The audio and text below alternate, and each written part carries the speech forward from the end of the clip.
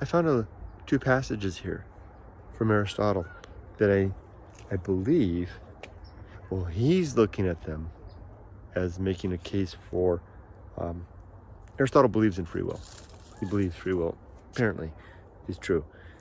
And he's making a case that there are circumstances where things are not they're involuntary. And he kind of describes two situations, and he decides to fall on the one side, and I think I'm going to fall on the other side.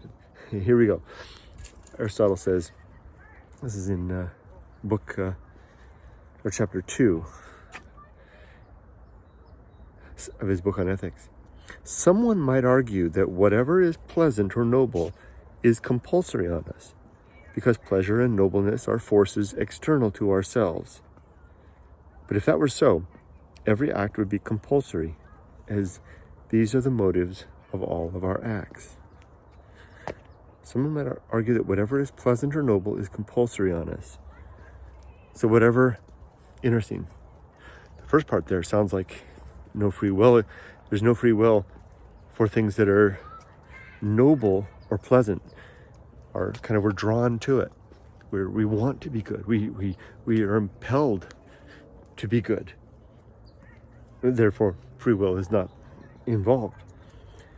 Because pleasure and nobleness are forces external to ourselves. Are they? But if that were so, every act would be compulsory, as these are the motives of all of our acts. So then Aristotle's throwing up his arms and saying, well, that can't be true, because these motives are, because these are the motives of all of our acts. That would mean that free will doesn't exist. He's run up to he's almost argued himself into a position of no free will, and he says that can't be possibly true, because then free will wouldn't exist. 3 pages in from there, he writes. This part gets a little confusing, but I think he winds up doing the same thing. He's trying to convince himself that free will is real, and then he kind of argues himself out of it, or at least he argues himself.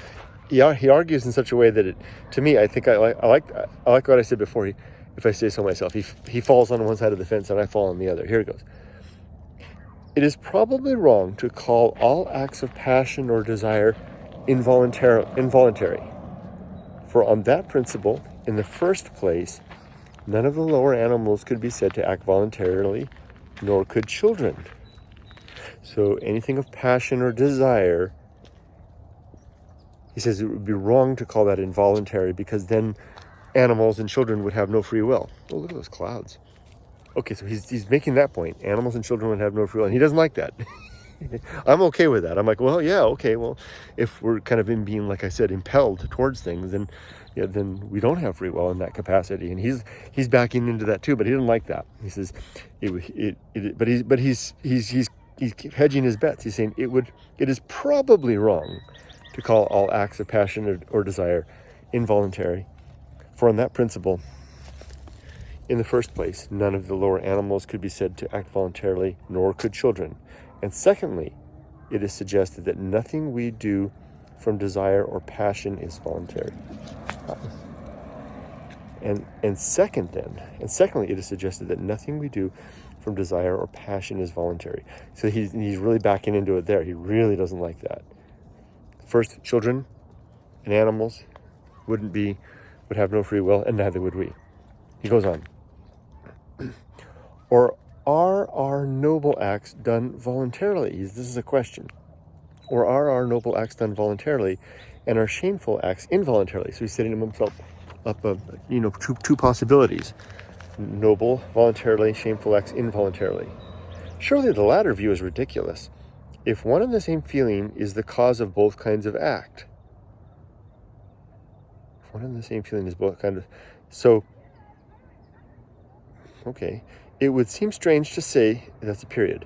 It would seem strange to say that the things we ought to desire, we desire involuntarily. This is where it gets confusing. Surely the latter view is ridiculous. If one and the same feeling is the cause of both kinds of act, it would seem strange to say that the things we ought to desire, we desire involuntarily. There are things about which we ought to be angry, and things such as health and learning, which we ought to desire. Again, we think the involuntary is painful, but what we do from desire is pleasant. Again, what difference is there as to involuntariness between errors committed in cold reason and errors committed in anger? So he's really muddling it up there, huh? Or he's doing it to himself.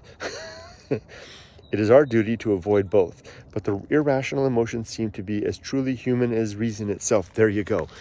The irrational emotions seem to be as truly human as reason itself. So the acts that spring from passion and desire are no less the acts of a man than his rational acts. It is absurd, therefore, to regard them as involuntary. That's where he goes on the other side of the fence. He says the two are the same, and since he's making an assumption that we have free will, so clearly both have to be voluntary.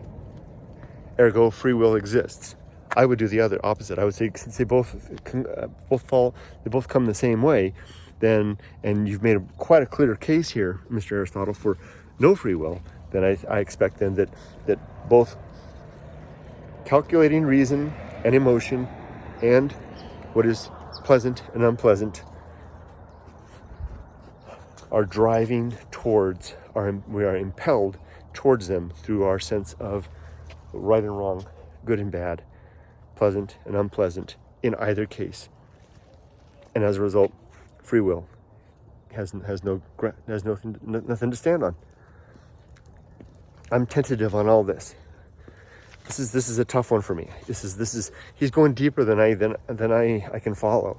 But I think I see the points he's making. He's resting his claim that both pleasantness and unpleasantness. He's resting his claim that both pleasantness and unpleasantness have to be voluntary because he believes free will exists and he recognizes their natures are the same. I would just simply say conclude the opposite.